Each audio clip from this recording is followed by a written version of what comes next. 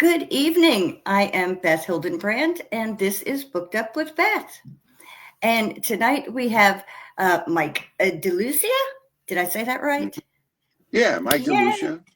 Okay, Mike DeLucia. And he has written a fabulous book called Time Passages. And we're going to talk about it a little bit tonight. But first, I would like Mike to take over and tell us a little bit about himself. So, Mike. All right. Born in the Bronx, lived there until I was in my 30s. But this whole author thing happened really kind of when I was a kid, and I first it was all sports and big baseball buff, but I pretty much played all sports. But it was in the seventh grade where the school put on a show, and it went down, and I took a peek, and it was my own friends, or at least people in my school who were doing it. It wasn't a like a traveling theater group, and I was blown away, and I said, that's what I want to do. Like, I was hooked from that moment until this moment. So through high school, I and had every intention of becoming a famous actor one day. Movies were my thing. I liked stage, but movies is really where I wanted to go. I studied acting in Manhattan. I studied at HB Studio. I studied with Geraldine Page. I don't know if you've ever heard of her. Yes, I have. We worked together for a while. Met some interesting people while I was with her. But got married really young, had kids really young, and that kind of ended that. With all of the pressure of actually having to work. When you're an artist, when you're you're trying to make it in that field, that's kind of like got to be your family. That's got to be your wife or your husband. That's got to be your central focus. You've got to be able to pick up and take off if you have to for a while. Once you have a family, it disrupts that. And that's pretty much what happened. But I still always wanted to be around it. I taught acting for a while. I started my own acting group. First it was acting classes, and then it went into like musical theater. Did that for a while, and then I started teaching. I went back to school to become an English teacher, and kind of like before that in the 80s, I decided, I said, it's really impossible for me to be a family person and be, an actor. So I'm going to do like Sylvester Stallone. You can see the picture back there. Oh yeah, we love him here. Movie, and that's from 1976 or something. I posted. And I'm going to write my own movie, and I'm going to star in it. And that was the beginning of my writing. I was around the Italians. We have our 1 o'clock Sunday dinner, and I was married at the time. We my parents, and I told them my plan. I'm going to be a famous actor. I'm going to write a movie, and when they want to make it, I'm going to be like, well, you have to take me. It sounded really great at the time, but and that's when I wrote my first screenplay. I wrote something called Madness: The Man Who Changed Basketball, and I literally hand wrote it. I didn't even have a typewriter. And then when I went back to school to become a teacher, I took some screenwriting classes, and there I really kind of put it together. I had worked on it for years here and there, and that was really the beginning of the writing, thing for me. Once I began, my education in college, it really threw me in deep because now I was studying the masters. I was studying the greatest writers, and the professors I had were so knowledgeable that it just expanded my capacity for really not only was I reading really great stuff, I had all these brilliant professors teaching me all this other stuff. So it made me a better writer, because I had, that background.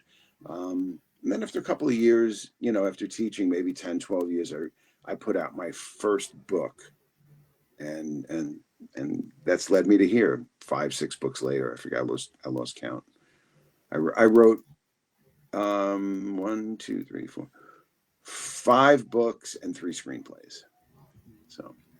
Well, I'm gonna have to check out your other books because I'm a diehard basketball fan and Oh, baseball, uh, and I you're just gonna. keep phew, I keep getting upset. My Philly teams just have me weeping at the end of every season, well, except for I the feel your Eagles. pain. Feel your pain. I want Bryce Harper on our team.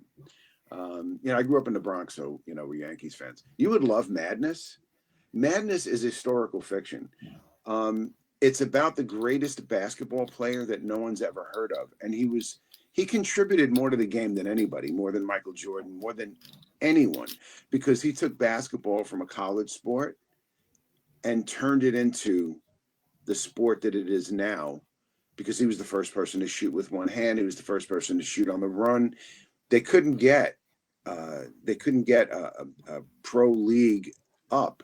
Basketball was like kind of like lacrosse. Really, it's hard for us to believe that, but basketball was like lacrosse. They played it in colleges. It was some kind of a filler sport between football and baseball. Just something, it was no sport, so basketball, and it was college. That was it.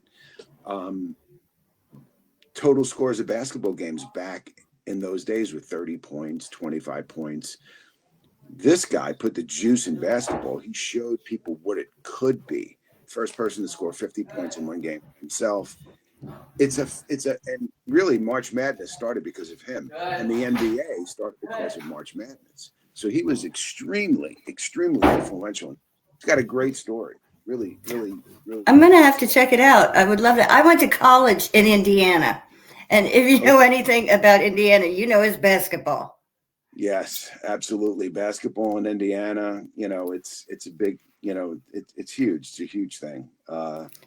And I Yeah, was and there and you would also, for the Michael Jordan era, and the yeah. Pacers and Reggie Miller. Poor Reg never got a ring. Never got a ring. He came this close for how I don't long? think Aaron Never Judge. happened. I don't think Aaron.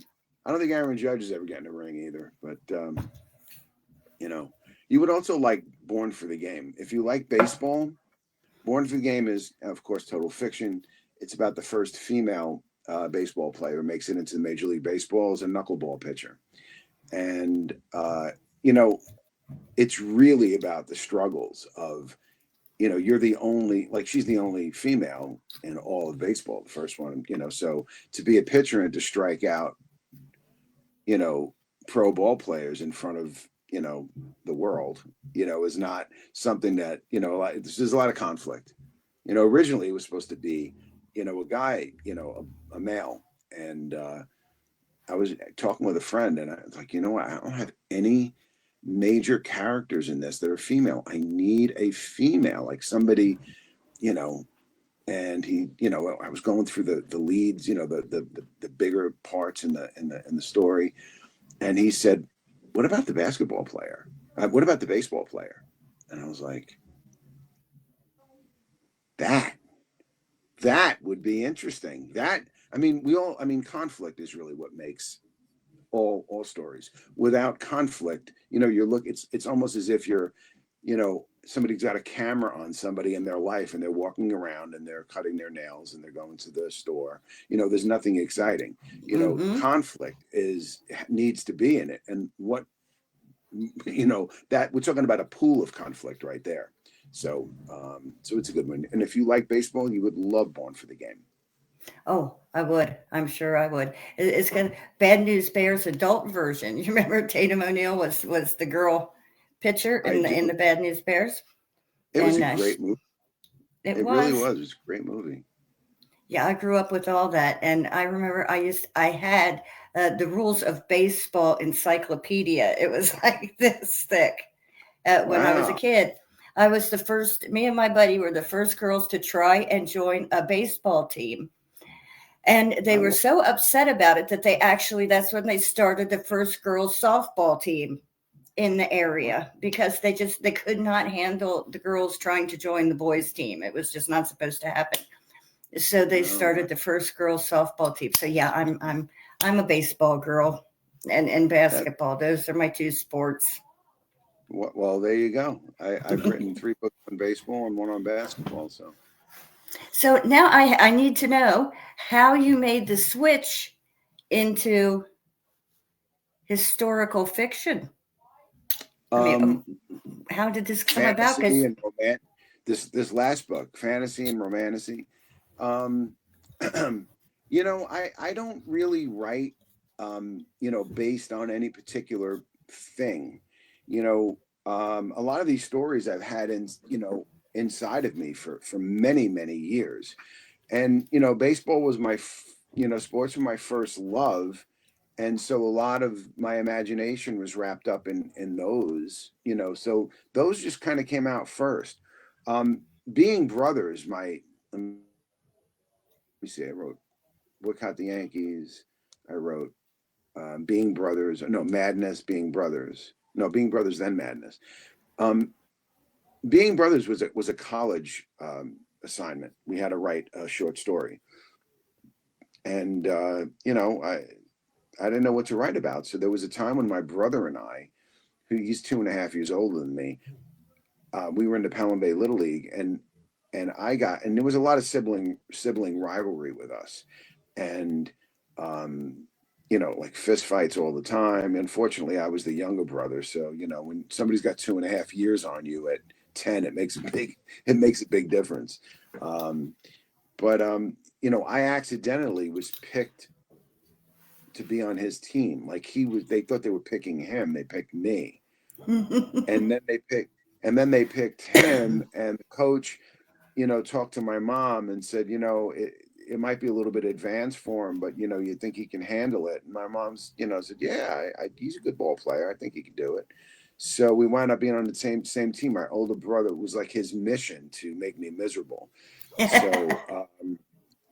So really, it's kind of like the whole metaphor for baseball. Baseball and life.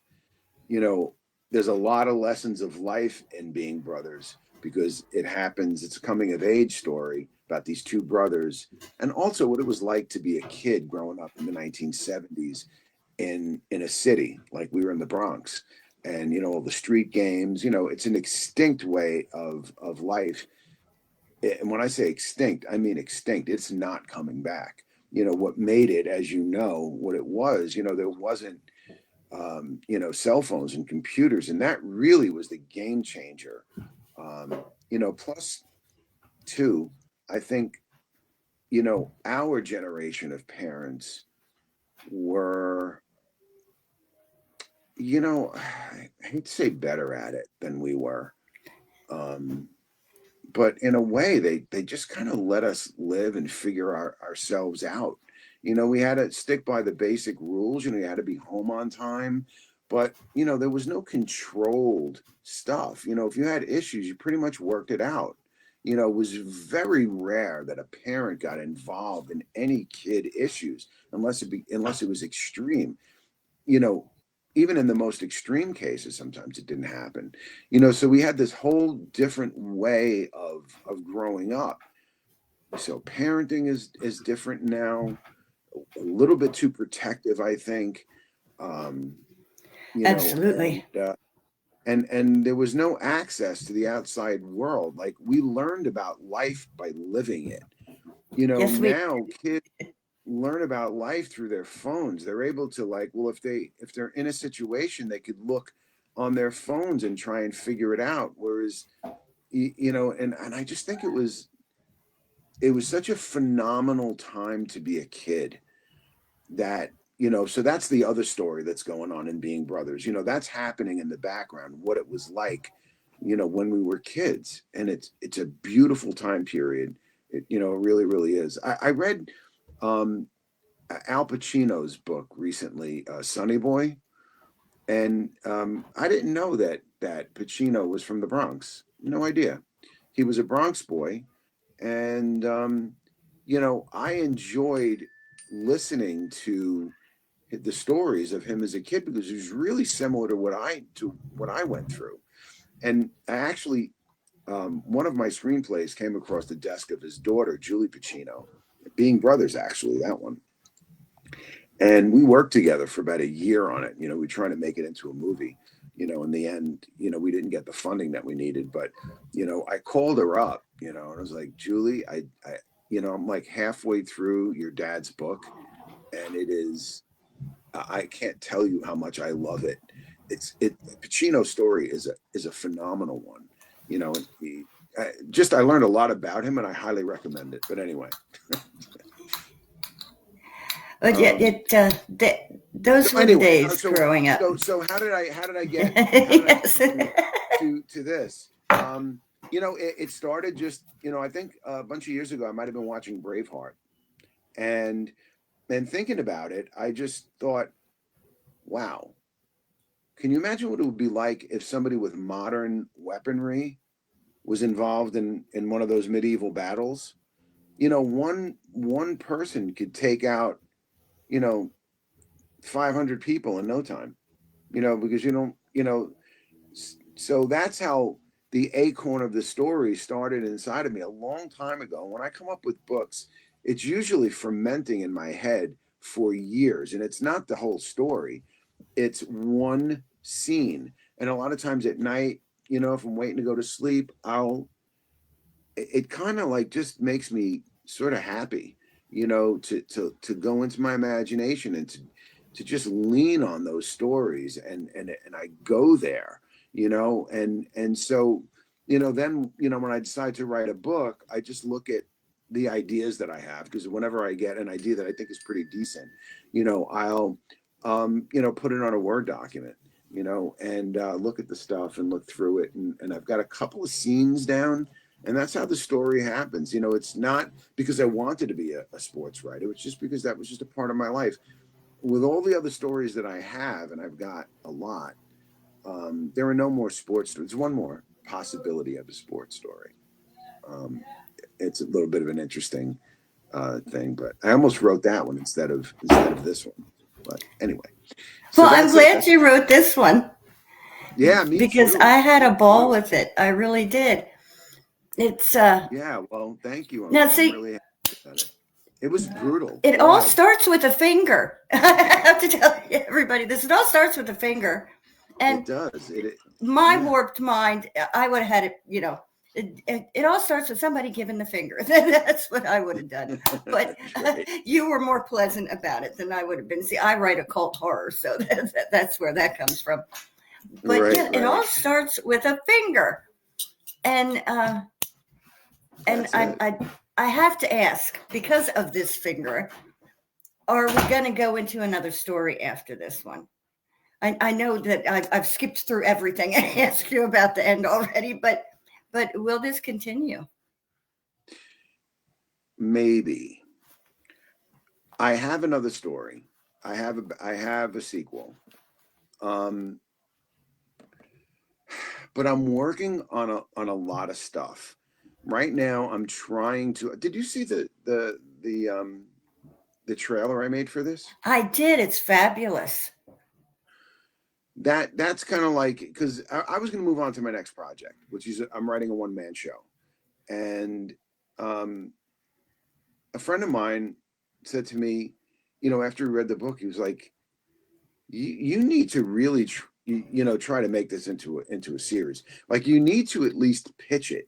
He said it's got I can do a bunch of lists on what would sell in a series or a movie, and I can check off a whole bunch of stuff with this.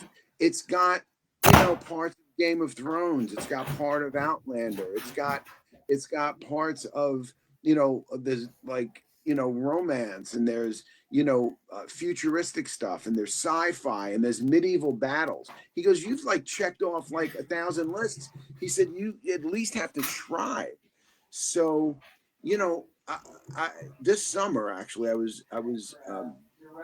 my whole family goes on vacation together, and my nephew, said to me, you know, have you seen the stuff they're doing with AI now? And I said, I don't think so, And then he showed me a clip of something, and he goes, none of those people are real. That's AI.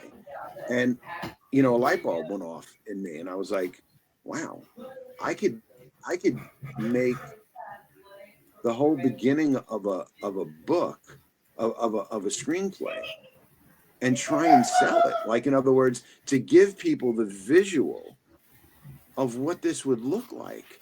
Wow. You know, And then as I started to learn about it, I realized that, I'd be able to make something, but it wouldn't be that good. So I hired a company, one of the best actually right now in New York City. They're, really, really deep into AI. And, we worked out, we worked something out, and I wrote a storyboard. And so that's the first part of this. So I'm going to try and, the next part is to have it going out to a manager within a couple of days, because my ultimate goal is to pitch it to like Netflix or the History Channel, or, you know, and I need something. So I have what's called a pitch deck. And I have this trailer.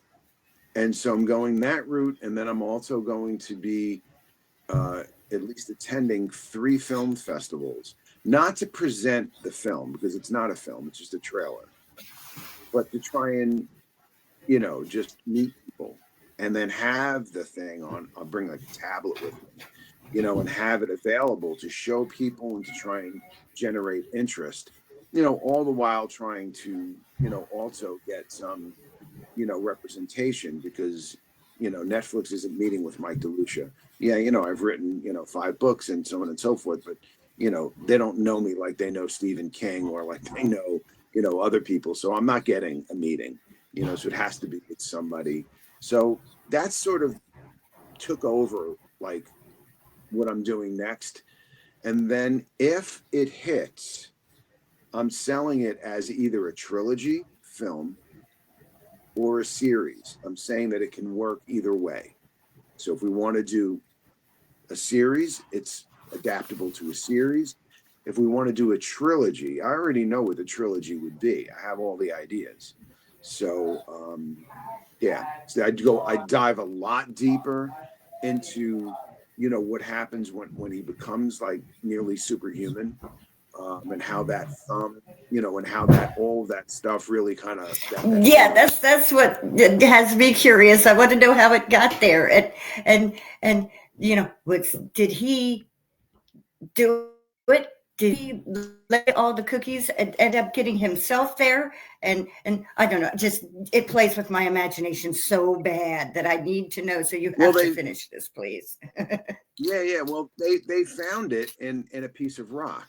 They found the finger in a piece of rock, and when they tested the DNA on it, it was humanoid, but it was far many years before life formed on Earth. So it's sort of like it's compatible with Homo sapiens, with um, Neanderthals, but it's something a little different. It's sort of like in there. So it comes from an advanced society, So what I mean, from the author's point of view, how did it land on Earth? How did this piece of finger land on Earth? I sort of put a little direction in there, in the end, when Necreon says what he'll do to him if he doesn't cooperate. And what I have happen is that, yeah, the flesh doesn't die, but the host can die, through suffocation and so on and so forth. So this person, from the past, this highly evolved individual, this humanoid, was put into lava somehow and thrown out into space. And then at some point it broke apart, and one of those pieces landed on the earth, and someone found it in Iraq. That's really that's where it came from. So so yeah, so that's a little bit of that. So, and but we would go deeper into, you know, the and experiments and Brody's father. yeah, the Hmm. Latin. Yeah. Uh, what exactly Yeah, happened to Brody's father? That would be interesting too. it's a whole story. There's a lot. Like what I think would happen was it would either be a trilogy or a 2 movies, and maybe work it like Godfather Part 2, where it starts in the present day and then at times goes back and fills in those pieces, you know, to fill it in, So yeah. Nina is There's asking a if your book was made into a movie, who would you want to see play Brody? um In your mind, who do you see as this character? I'm picturing a young Sylvester Stallone because, well, yeah, he's Rocky. I'm a Philly girl, so, but you know, but that's what I would picture. I But think I think a young Gerard Butler would be really great, in this. he Um did that wonderful time travel movie. Uh, well, he did Years 300. and years ago. Yes, and that. Yes, the Sparta movie. Um, he was fabulous in that too. I pretty much like everything he does. Yeah, Gerard Butler's good. He's too old to play Brody now, I think. I in the pitch deck I have a couple of people, and I researched, different people, for Brody, and I could look up who I had, but for Valeria, I had Scarlett Johansson, um, or I forget the other person's name. For King Necreon, I had Jeremy Irons, Ooh, or yes. Fiennes, not Joe Fiennes, his brother. I think he would be a really good diabolical king. And for Astrios, I would have. Did you see Breaking Bad? Did you ever see Breaking Uh, Bad? Bits and pieces. Never really got into it. Giancarlo Giancarlo Esposito. I know who Uh, he is. Yes, yes. he as the soothsayer, or um, Now he was my favorite character. yeah, he was good. He was good, and I think he would be a great soothsayer. Um, and the other alternate choice was um, Schindler's List. The Not Schindler. He also was in Gandhi. He's part British and part Indian. Hmm. He's really famous. He's made, tons of movies. Did you see Schindler's List? Yes, I did, He but that was plays, like so long ago. yeah, uh, yeah, yeah. Ben Kingsley. Sorry, Ben Ben. Kingsley. Oh, I love Ben Kingsley. He does a lot of Yes, biblical movies and things. And yeah. So he's very good he'd at make a them. yeah, he'd make a great soothsayer too. But He those are would. He absolutely would. yeah, Yeah, he would be very good at that. And yeah, that was my favorite character. I think he was just he was an older man, but he just was so curious and had so much imagination and yeah, uh, and he loved Valeria so much. I mean, he was more of a father to Valeria than the king was, yeah. and Absolutely. he just wanted her happiness. And so yeah, he was like my favorite character in the book, I think. As long as it uh, wasn't Pigman. As long oh, as it wasn't. Pigman! Oh, Pigman scared the bejesus out of me. I And need a as character like Pigman in one of my scary books. actually, I'm like pitching Pigman as a possible spinoff, because people are really into the macabre, and I think his story is so interesting. Like, instead of making him the king's torturer, I built a story around him so that there's some groundwork. There's a little bit of a three-dimensional, character. Like, we know his psyche a little bit. We know his story. We know, you know, how and why he's a sociopath, and what, all of that trauma that he experienced as a child, and how it flipped him into this thing, that he Just you gave becomes. him uh, some empathy. I mean, you gave us some empathy towards him when you made that Yeah, character, so that you I couldn't completely hate the pig man because of right. what happened to him. And yet he still creeped you out really bad. Oh my and God. I mean, he's absolutely mentally disturbed, and because of, I mean, I try to flesh out all of my characters, even Necreon, to have, I wanted to fill in his past. There's that scene between Astrios and Brody, and Astrios gives a little bit of his backstory about all of the loss that he experienced in his life, and why he is. I mean, he lost his whole family. Valeria is all he has left. His father was killed, his uncle was killed. It was all through, his children died by accident, but all of the political stuff that killed his family, would obviously turn him into that kind of a leader.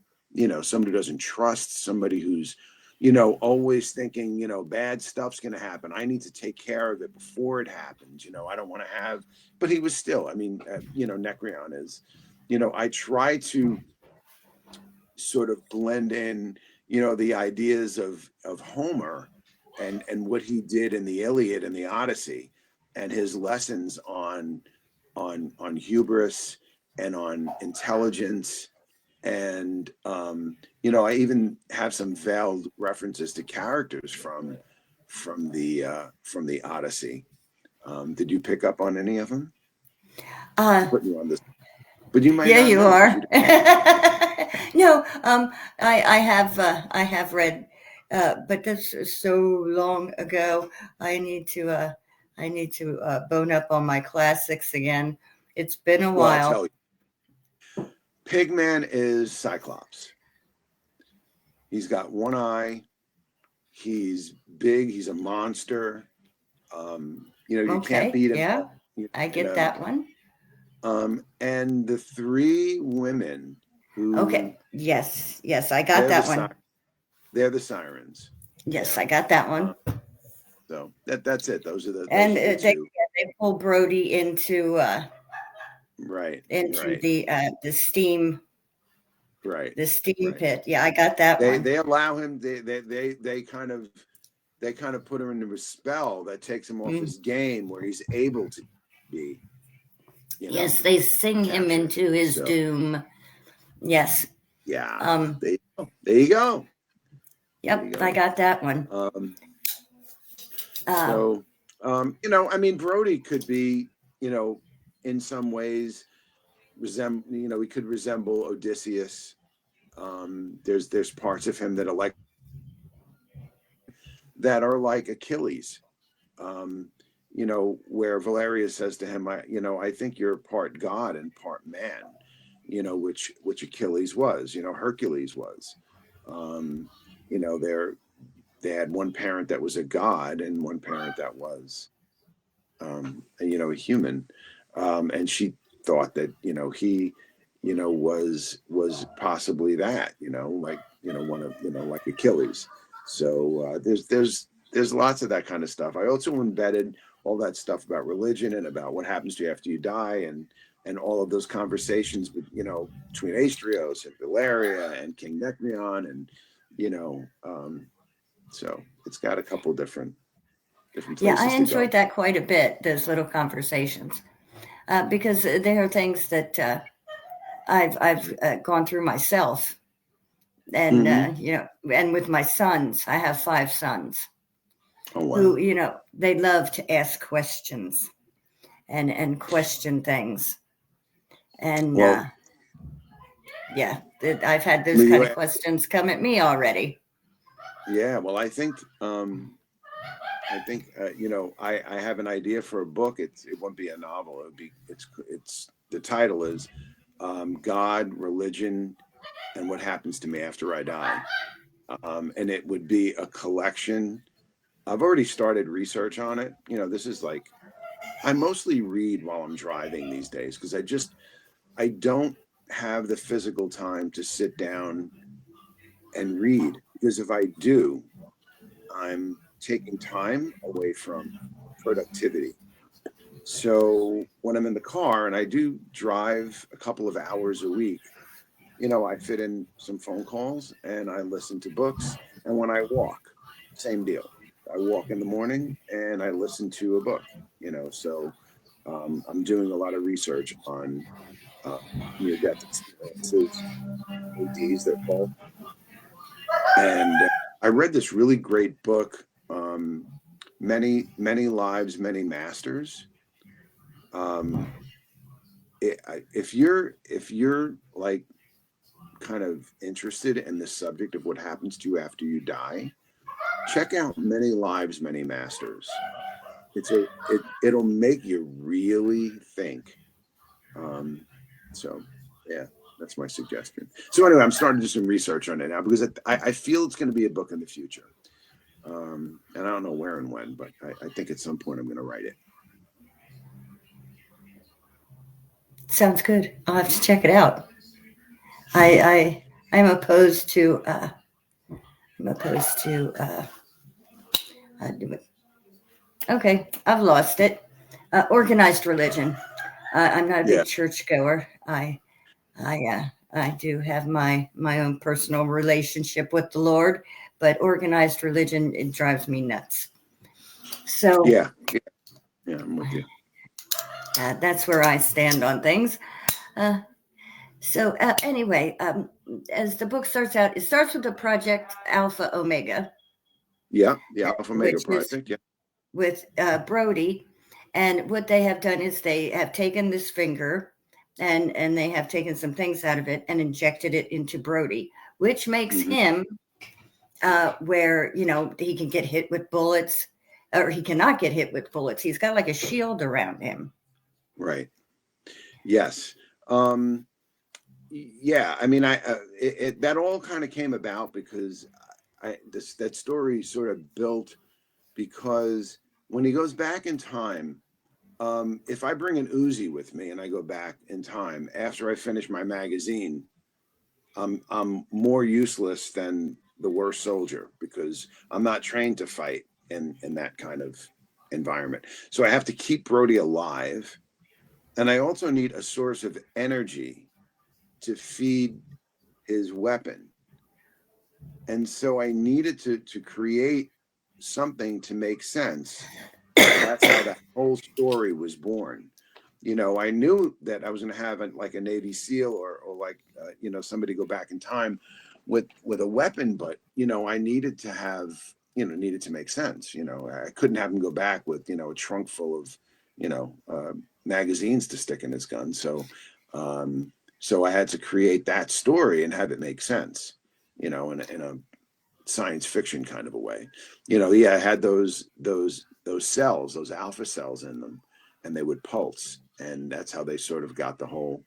It's a source of energy, and the story is that the people from the future, or the people from the past, um, were instead of coming up with better guns, they turn their people into weapons because they can't get killed. So that was the science behind it. It wasn't a natural thing. It was an invented thing, but it lived inside that human finger. Even when they extracted it and put some of those cells inside of Brody, they multiplied, and the original sequence of cells grew back inside the finger again, and they all had that connectivity between them. So yeah, so he became filled with that ability, and that caused that helped him be able to live through possible plots against him and so on and so forth. It made him nearly indestructible. But if you And it use your was able brain, to charge his weapon. yes, it charged his weapon. The finger was inside the gun, and they came across that by mistake. They didn't realize, but when Brody walked into the room, the finger like attached to him, and it was power. And so they figured out how to harness that power. It's inside the barrel, not the barrel. There's a cylinder at the bottom of the gun with a glass piece, and as long as that piece is in close proximity to Brody, he's able to, they feed off of each other. He's able to fuel the energy inside of his gun, and that produces those lethal rounds that come out of it. That are able to just kill people. Like regular bullets. So then when things heat up in Troy because a crazy king ends up getting them in a war type situation, Brody becomes super soldier because Right. he has this weapon that can just go ba boom, bye bye. Right. It's a And two part. He's got the bottom part too that throws those missiles that we don't see until the end. He talks about them. He mentions them early on because Necreon, when he's looking at the weapon, he's like, "What's this bigger, you know, spot here?" And Brody said that's not functional, but then the narrator says, and that's because Brody just didn't want to give him too much information. And then he goes into the fact that whenever he would test that part of the weapon out, the sheer devastation of that part, because instead of it being a very, very small piece of energy, it was a ball of energy that came out of that gun, and it had the power of a ballistic missile. It would just cause massive destruction. So yeah, I even went into the mechanisms of how it worked. I didn't use it in the book, but how the energy actually came out of the gun.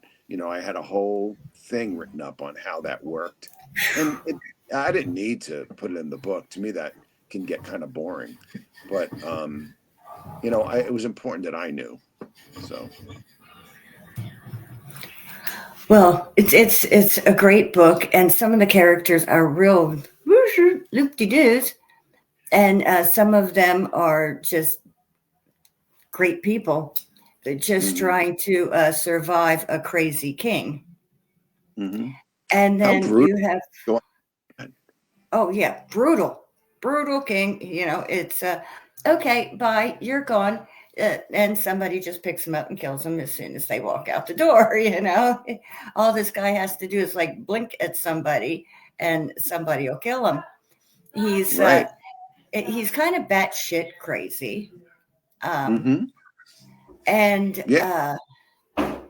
but like you said, he has been through so much, and at this point, it's like he has the best kingdom. You have the Hittites over here, and Mm-hmm. I know the Hittites from my Egyptian research. The Hittites are a very rough, savage nation that live, in kind of like a stony, mountainy region, and they don't play nice. They're kind of barbaric, Mm-hmm. the Hittites, and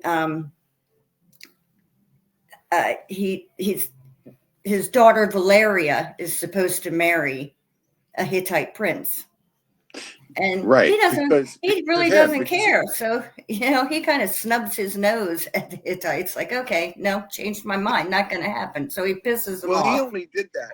He only arranged that marriage just to get out of the situation that he was in, because he slept with one of the high up women, and then he just blew her off, and it was a major insult to. So in order to keep things smooth, he said, "Okay, we'll have my daughter marry your son, and we'll just work this out." Until things come. He never had any intention of Valeria marrying them. He knew he was going to pull it at some point, and he just figured, I'll kick that can down the road a little bit, and we'll see what happens when tempers kind of come down.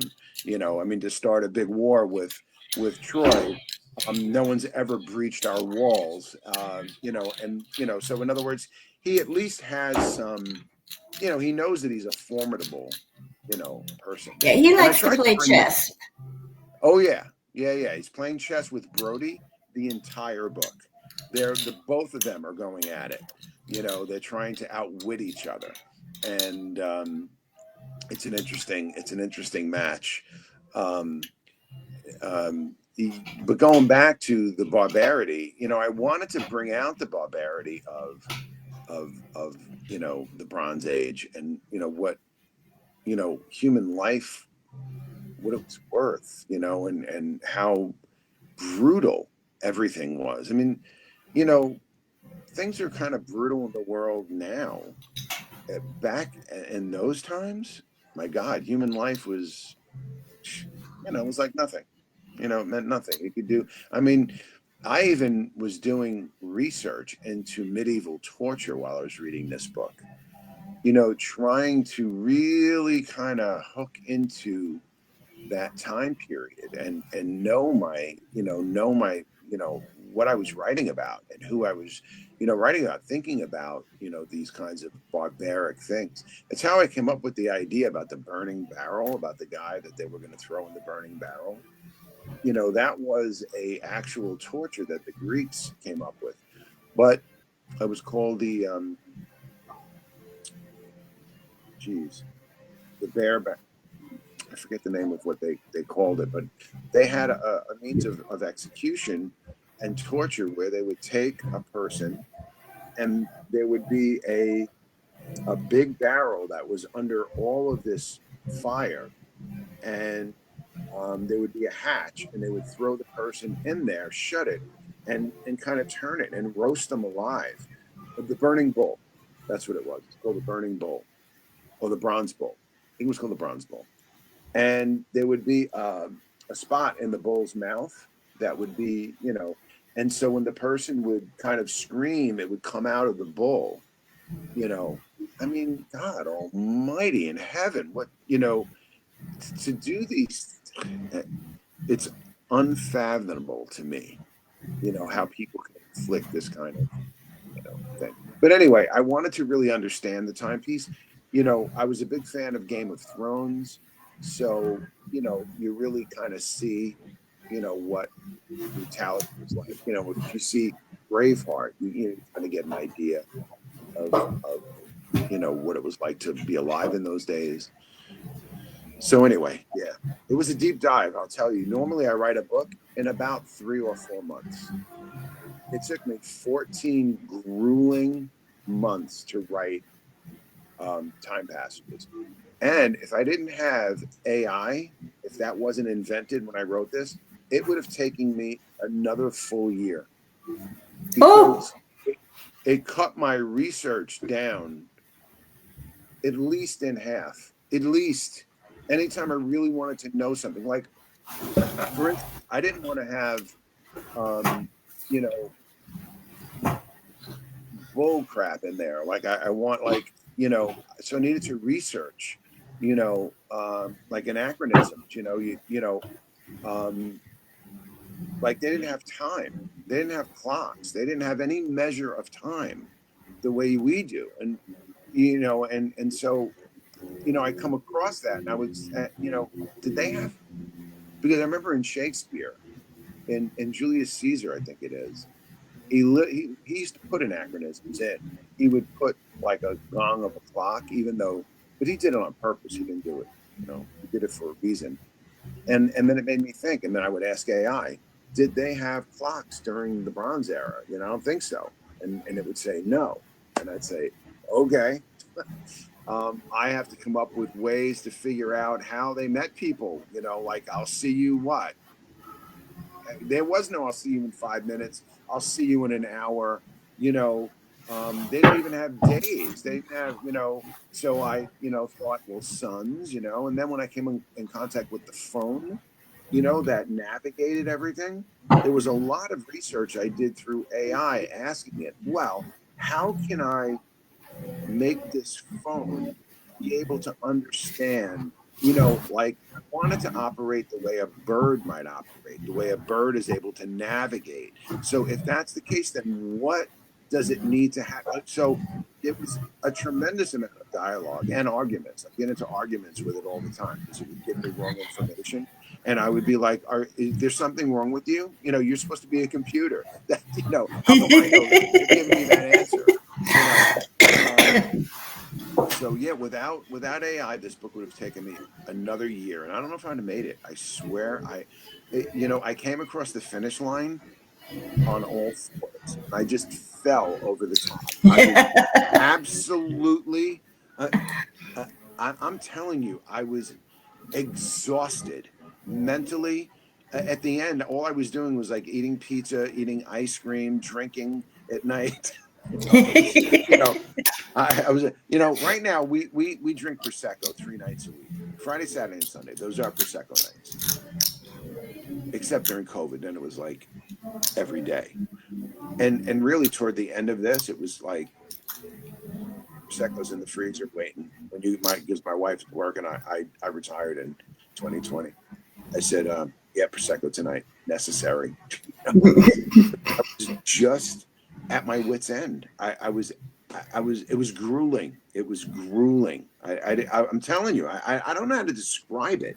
Like I had like this buzzing in my skin or in my head. It was, Oh, I'm telling I was gone. I was shot. So another year would have, I don't know if I would have finished it. So thank God for AI. It came across, I didn't have it for any of my other books, but it was certainly a big help. Like I wanted to find out like those islands, near Troy, there's some islands. And I'm thinking, okay, well, how can I strategically maneuver those islands into this? And I would be like, and I'd say, pull me up a map of that area. And it would give me a map. And I'd say, okay, the first island closest to Troy, what is the name of that island? What are the people that lived in these islands? Who were they? Who was there? Were they aligned with, whomever? Who lived here? Like what area? So it was just work that if I had to do regular Google searches on this stuff, it would have, first of all, I don't think it would have been as accurate.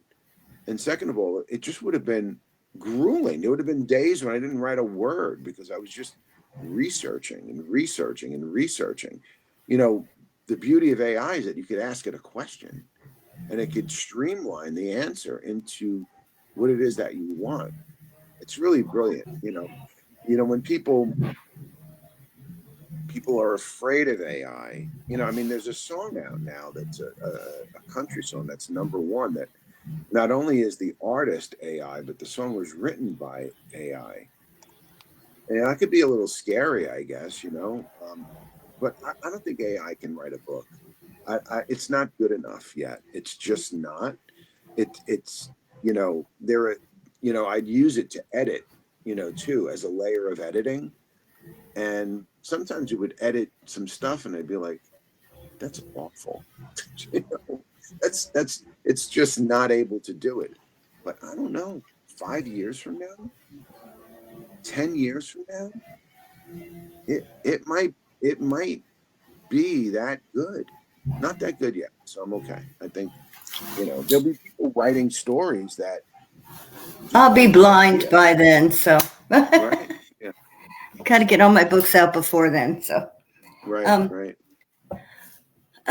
yeah, hopefully I get all my books out before AI takes over totally. Right Yeah, now, I wish people would get over it as far as covers go. I just had this conversation the other day. Let people use AI for covers. What difference does it make? I mean, really, like I said, yeah, what are people going to go to the moon when they want to write science or when they want to have a nice science fiction cover mm-hmm, or a mm-hmm. fantasy cover? With people, I don't know, casting spells or things like that. Yeah, please don't pick at people who want to use AI for covers. I think that's silly. If it can make Yeah, them a you've got to beautiful cover for fantasy or things like that, let them alone. you've got You to know, roll with it. You've got to embrace you it. You've do. got to, because if you don't embrace it, it's going to leave you behind. Again, I think we're safe for a long time. I don't think that AI could write a book. It could. It would stink. It has no real understanding of characterization of humans, of interaction, real stuff. It's not there. Again, I No. don't know. And look. I mean, I could not have made that trailer unless AI was out. To make a trailer the way I made, that would have cost me $200,000. Like hiring actors, directors, editors, film permits, cameras. We're talking. I couldn't have done it because of AI. I'm able to have all that stuff and show a 2 minute and 50-second snippet of what this story is about to kind of give you a visual. Just, so that if you're pitching people, not only are you giving them a pitch deck, which is what now you're giving them a little bit of a little taste of what this thing could be. I couldn't have done it without AI. Yeah, I could not have done it. And a lot of people just starting out cannot afford expensive book covers. Right. It's that I have the simple. greatest person. Let me just tell you about the person I have for book covers, and it'll be really quick. She's called the Book Khaleesi. She's done all of my covers, and I'm sure you've seen all of my covers. They're all really good. She charges $35 to make a book cover. $35 to make your book cover. Anybody's got $35. So, and she's really good. The bookkhaleesi.com. You look her up on, the spelling is different, and she helps with everything. She's my editor. But her book covers, somebody told me that they spent over $1,000 on a book cover recently, an indie author. And I was Yeah, like, that's crazy. I I said, have a woman too, and she's great. She edits for me, she formats for me, she does my covers now, and she's just a sweetheart. She will even, go back and look at my books from before I was working with her, and offer to fix them for me. Where the formatting wasn't as good as it should be. I mean, this formatting lady is just a sweetheart. And yeah, when you can find somebody like that, you hang on to them. But so many people will, try and jack up prices on things like that. And for people who are just coming out and may not have somebody like that, and they get fleeced by these Fiverr people and all the rest, it's awful. But it if they can is. go on Canva and make themselves a nice, pretty little book cover for cheap, let them alone. They're just Right. starting out. They're new. Give them a break. Yeah. Because not everybody can afford it. And Amazon pays us those big bucks, right? To put our books up on there. Oh yeah. And Well, here's your I make the 25 most cents for money. the month. Yeah. I make the most money on Amazon because I use them exclusively. So they give you a better deal all around. And I figure, actually, Eva, the Book Khaleesi, gave me that bit of advice. She has a book called Being Indie. It's a good book. It gives you a lot of insights. And, she said, if you everybody buys through Amazon, most people have an Amazon account. So it's easy for you to say, well, just find it on Amazon because you're there all the time anyway. And if you go exclusive with them, you make the most profit. So you get a pretty good deal on author copies, I have to say, so. Well, I'm going to have to close us up for tonight. We've been going pretty good here, and I have had a great time talking with you. I We'll love have to talking have books. you back when you have some other news to share. This was a fabulous Absolutely. book. Yeah. Well, I'm looking forward to it. Because if I come back, it's going to be say, hey, Mike, tell me, how did you get that Netflix deal? And, Yes, I would love to hear that. That would be fabulous. yeah. Absolutely. Time Passages, Echoes of Troy. It's on Amazon. Check it out. I think you'll love it. And if you do, go to my website, which is booksbymikedelucia.com. And Nina has there's a put it place. up here for us. Yeah. And And just send me a little note. I'd love to hear your thoughts. Don't you love when readers tell you what they think? Isn't it absolutely, great? it's the best. Really, because we write these books, right? And I know we have a minute. We write these books. We put so much time into them for what? It's so that other people can enjoy them. So when you hear it, it's when you hear back, it makes it really, really worthwhile. So Yeah, that's what anyway, it's all about. Yes, Nina put your uh, what hello. website? Did you put my website up? Yes, your website up here in the comments, and you're going to put your book links on a thing on my Facebook page for everybody to see. Absolutely. And if you can hold on just for a second after we say goodbye, I have a few Mm-hmm. things to tell you. So thank you, everybody, for tuning in. I am going to be off duty till the weekend. Yay! So you Awesome. all Awesome. have a great week. And thank you so much, Mike, for being on the show. You just were a joy. Thank you And for having me. hopefully we have you back soon.